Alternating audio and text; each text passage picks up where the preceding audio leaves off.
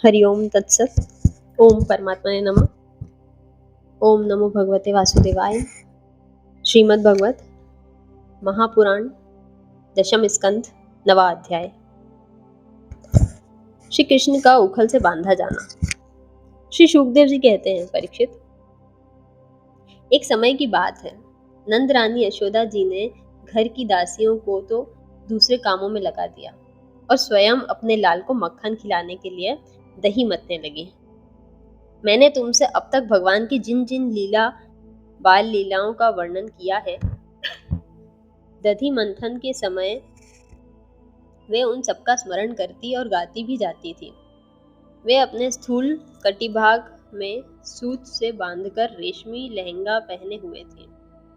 उनके स्तनों में से पुत्र स्नेह की अधिकता से दूध चूता जा रहा था और वे कांप भी रहे थे। नेति खींचते रहने से बाहें कुछ थक गई थी। हाथों के कंगन और कानों के कर्णफूल हिल रहे थे। मुंह पर पसीने की बूंदें झलक रही थी। चोटी के गुथे हुए मालती के सुंदर पुष्प गिरते जा रहे थे। सुंदर भौहों वाली यशोदा इस प्रकार दही मथ रही थी। उसी समय भगवान श्री कृष्ण स्तन पीने के लिए दही मथनी हुई अपनी माता के पास दही मथती हुई अपनी माता के पास आए। उन्होंने अपनी माता के हृदय में प्रेम और आनंद को और भी बढ़ाते हुए दही की मथानी पकड़ ली तथा उन्हें मथने से रोक दिया। श्री कृष्ण माता यशोदा की गोद में चढ़ गए। वात्सल्य स्नेह की अधिकता से उनके स्तनों में से दूध तो स्वयं झर ही रहा था। वे उन्हें पिलाने लगे और मंद मंद मुस्कान से युक्त उनका मुख देखने लगे। इतने में ही दूसरी ओर अंगीठी पर रखे हुए दूध में उफान आया। उसे देखकर यशोदा जी उन्हें अतृप्त ही छोड़कर जल्दी से दूध उतारने के लिए चली गई। इससे श्री कृष्ण को कुछ क्रोध आ गया। उनके लाल लाल होठ फड़कने लगे। उन्हें दांतों से दबाकर श्री कृष्ण ने पास ही पड़े हुए लोढ़े से दही का मटका फोड़ फाड़ डाला। बनावटी आंसू आंखों में भर लिए और दूसरे घर में जाकर अकेले में बासी माखन खाने लगे। यशोदा जी औटे हुए दूध को उतारकर फिर मथने के घर में चली आई। वहां देखती हैं तो दही का मटका टुकड़े टुकड़े हो गया है। वे समझ गई कि यह सब मेरे लाला की ही करतूत है।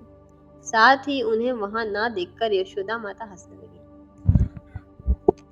इधर उधर ढूंढने पर पता चला कि श्री कृष्ण एक उल्टे हुए उखल पर खड़े हैं।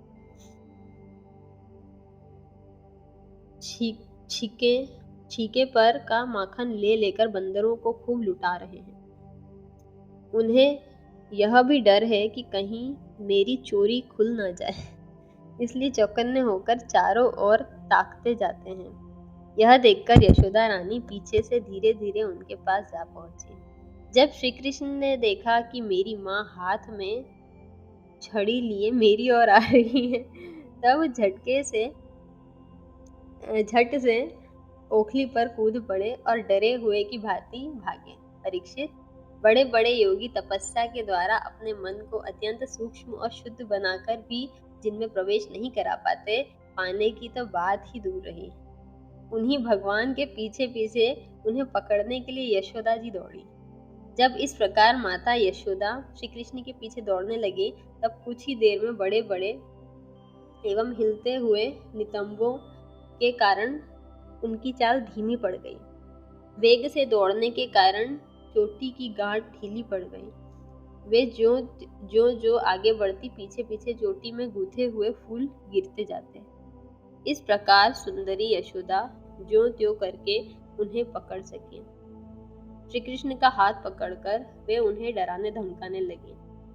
उस समय श्री कृष्ण की झांकी बड़ी विलक्षण हो रही थी। अपराध तो किया ही था, इसलिए रुलाई रोकने पर भी ना रुकती थी। हाथों से आंखें मल रहे थे। इसलिए मुंह पर काजल की स्याही फैल गई थी। पिटने के भय से आंखें ऊपर की ओर उठ गई थी। उनसे व्याकुलता सूचित होती थी। जब यशोदा जी ने देखा कि लल्ला बहुत डर गया है, तब उनके हृदय में वात्सल्य स्नेह उमड़ आया। उन्होंने छड़ी फेंक दी। इसके बाद सोचा कि इसको एक बार रस्सी से बांध देना चाहिए, नहीं तो यह कहीं भाग जाएगा।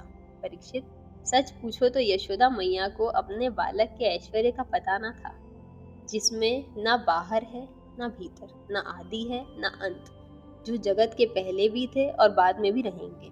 इस जगत के भीतर तो है ही, बाहरी रूपों में भी है, और तो क्या जगत के रूप में भी स्वयं वही है।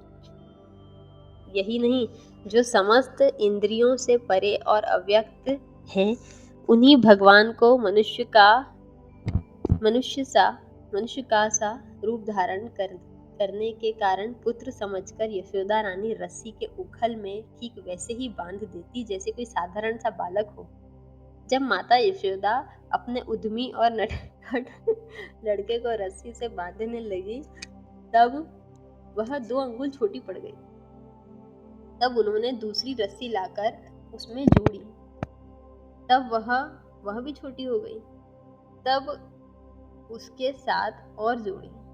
इस प्रकार वे जो रस्सी लाती और जोड़ती गई, त्यों जुड़ने पर भी सब दो अंगुल छोटी पड़ती गई। यशोदा रानी ने घर की सारी रस्सियां जोड़ डाली, फिर भी वे भगवान श्री कृष्ण को ना बांध सकी। उनकी असफलता पर देखने वाली गोपियां मुस्कुराने लगी।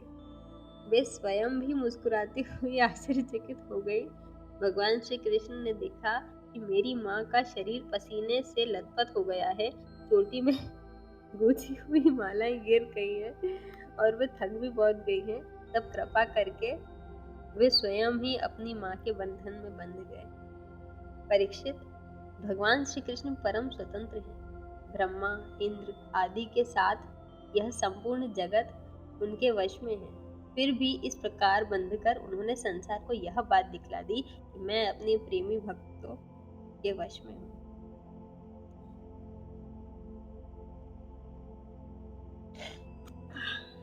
हे ईश्वर। ग्वालिनी यशोदा ने मुक्तिदाता मुकुंद से जो कुछ अनिर्वचनीय कृपा प्रसाद प्राप्त किया, वह प्रसाद ब्रह्मा पुत्र होने पर भी, शंकर आत्मा होने पर भी और वक्ष स्थल पर विराजमान लक्ष्मी अर्धांगिनी होने पर भी न पा सके। यह गोपिका नंदन भगवान अनंत प्रेमी भक्तों के लिए जितने सुलभ है, उतने देहाभिमान कर्मकांडी एवं तपस्वियों को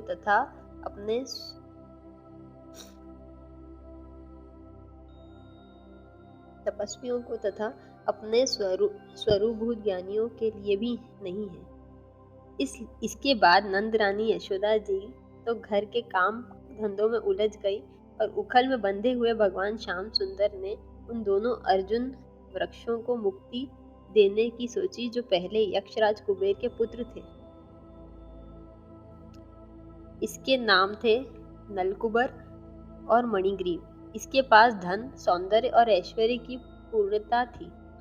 इनका घमंड देखकर ही देवर्षि नारद जी ने शाप दे दिया था कि ये वृक्ष हो गए।